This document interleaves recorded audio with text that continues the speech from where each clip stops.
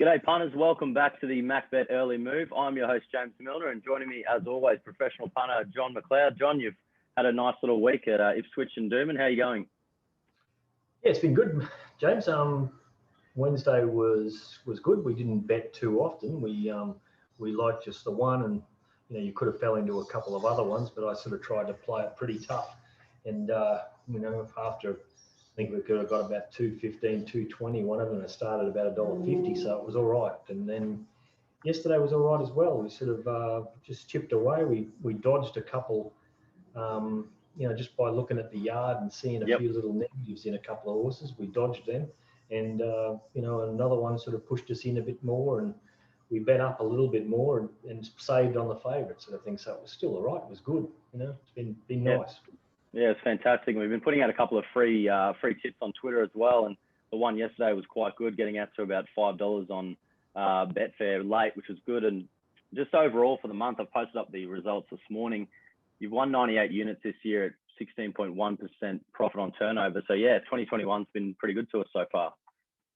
Yeah, everything sort of seems to be just floating along all right. So we made some changes as we do. We sort of continually do that sort of stuff, but I think you've got to keep on top of things. And if things are not going right, you've got to switch them around and change them and move with the times. And hopefully we can keep shuffling them around and moving with it. And hopefully we're on the upward spiral and keep it like that way. Absolutely, yeah. They've been shortening up, and we've had that for a while, but they've actually been hitting the line recently, which is awesome. It's very painful being on a big market mover and doesn't even sort of fire a shot. So yeah, it's been really, really good. Yeah, it's funny how that happened. I was talking to Brad about that just only a couple of hours ago, and it's amazing how your confidence can be shot, even though you're getting the right odds, but you're not getting fed. And it's no good being not fed. So you can't eat overs. Yep. You can say it every week, I reckon. That's right. There's a lot of people say, I beat the market. That's no good. You don't get fed. You don't get fed. It's no good. I tend to get more nervous when something's backed 260 into $1.40 rather than comfortable. I just think, the weight of the cash is enough to get it unstuck. But we'll shift our focus to Eagle Farm this weekend. We're focusing on race 4, the 4X Dry Open Handicap over the 15 metres. Track's currently a good 4, and the rail's in the 3.5 metre position. What do you think the track's going to do this weekend? They'll get away from the inside part of the track. I think there's only been once there, one maybe twice in the last, since they've started back, the fence has been okay. It just sort of doesn't really matter what rail position it is. They seem to just want to shift away from it. And I don't know whether that's the camber, the water rolling back onto the inside, or it is.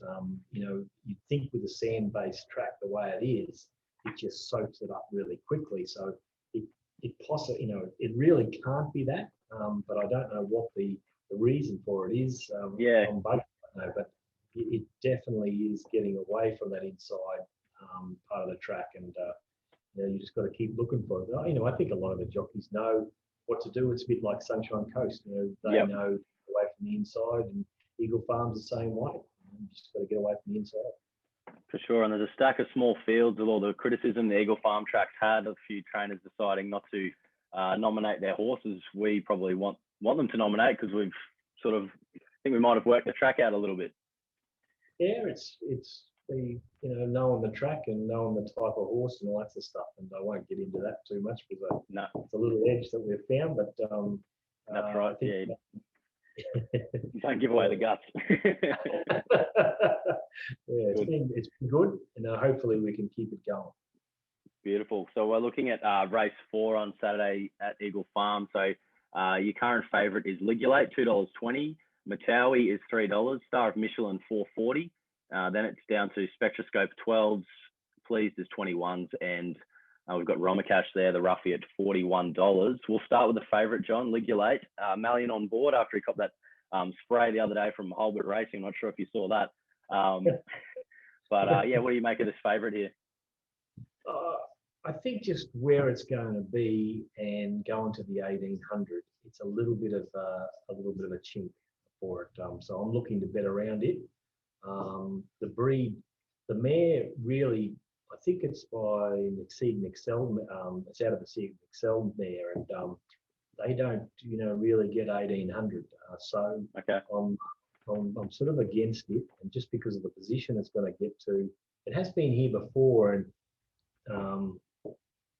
can't say too much, but it doesn't seem to handle it because of a reason. So we'll see. We'll see how we're going to be betting against it. Okay. And the 2-runner there, Matawi, it's $3. Do you like it? I think it's the hardest to beat, but it's it's coming. It's a Waller horse. They've had big problems down there, a few blues and a couple of it's not the best sort of scenario to back one of his horses. Within a week, everything happening. You just don't know what's going on down there. So, yep. Saw that. You're sort of in the hands of the Philistines there. So I don't really know what to expect. But if you just go on his Sydney form, he probably will beat these. But I can't. I'm just sort of going to make him around the market just because I just can't. I can't bet with confidence just because of what's been going on. Okay. And your next one there, your second pick, I can see here on the sheet, Spectroscope, $12. I think he's got a great hope at those odds. He sort of he came out sort of giving a little bit of a squeeze early, and then he was a bit wide, and then he had to push the button and go, and the horse took off on him. Now he fought on quite well, and I think he should be able to just slide over and lead Rod, and he's riding really good. Yep. Just he's a bloke that you just want to be on. There's a couple of them that him and who's the other bloke that I'd like to be off? Brad. I like being on him at the moment. But Rod is definitely my gun that I like to be on at the moment, and I think he'll give it a nice ride in front. And $12, I think that's really good odds. Fantastic. I'd love to go back in time and show you this video of you giving Frad a rap. Well, stay tuned. It might sort of swing it around in the next couple of months. Who knows? Stick around 6 months and be off the boil. Yeah, that's right. You just got to keep an eye on a few of these blokes to see what's going on, sort of thing. And he's one of them. Whose turn it is. I think that is the Star of Michelin. It's in it's right in the market, and we on the audio the other day, we sort of tipped everyone into it after watching how the track was playing and everything. And it wasn't strong on it, that's for sure. But he sort of he got away with the race just because the 2 leaders rolled back on the inside. He stayed in the right part of the track, and he didn't ping. He just ground, and a couple of horses made ground off his back, and we probably would have got him down at the in another 50 meters for sure and certain. So it was just one of those. Just a win, and I can see the similar type of thing here. He'll probably go forward again, Tomlinson. It was a great ride, but I think he'll go forward and he'll just whack away, and it's just a matter of whether Spectroscope can actually outsprint him going to the line, and if Matawi is fit and well, he'll just knock off Star of Michelin easy. So it's just a matter of. I'm keen to play in this race to back the 3 and 2 and the 3, but I just want to see some sort of money for probably the 2. Okay, right. So at this stage, if you're at home playing early, flat stake 'em, small bet. Well, I'd probably back Spectroscope at the moment.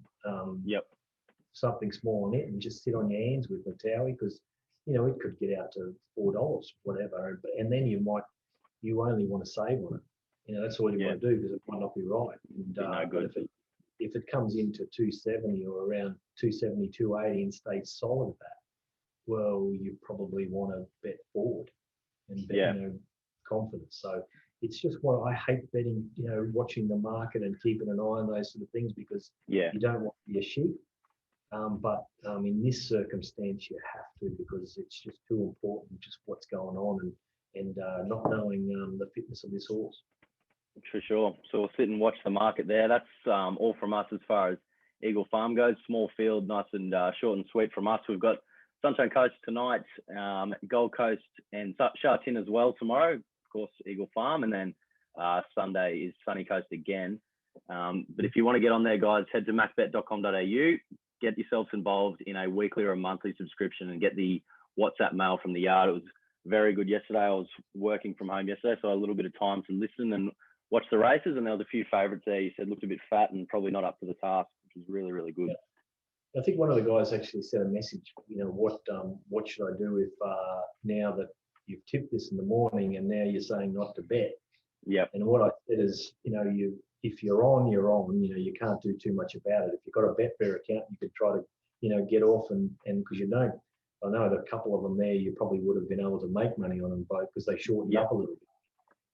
The units are done on the morning's units, nothing to do with the yard. So it's just a matter of whether the yard can help you, your betting and you can change it up and, you've got to be able to maneuver and work your way around. And, unfortunately, sometimes, you're on it early and you've got to bail or you've got to try to work another scheme out to get around it and not do too much harm on the race. It's painful to hear when you're on in the morning, but, if it gives you a better idea of the race and you can find a sort of different angle, then maybe take it. But yeah, the general rule is sit on whatever we've got in the morning. If you can get out, get out. We're never expecting people to get bets cancelled and shit like that. It's just a matter of how you want to play the race. And yeah, the results are all recorded off the morning, the morning units anyway. So you're pretty much solid there. But if you're sitting at the track and you want to butter up again, or you're looking for another bet, then it's really useful there. It doesn't happen very often, but it was just very rare. A couple of them on Wednesday we half bailed, or we did bail, and we actually increased, as I said, onto another one and got the money. So that was okay. Very, very good. Well, good to talk to you, John. Good luck on Saturday at Eagle Farm. All right, James, I'll be down there. So if anyone's down there, just come up and say hello. You'll see the cap, the MacBet cap. I'm actually going out to pick up a few more caps for MacBet. So maybe I might be able to give away a couple of them, sort of thing. So fantastic. I need to get my greasy mitts on one first before we start giving them away, but looking forward to it. All right, James. Cheers, mate. Very good. Cheers.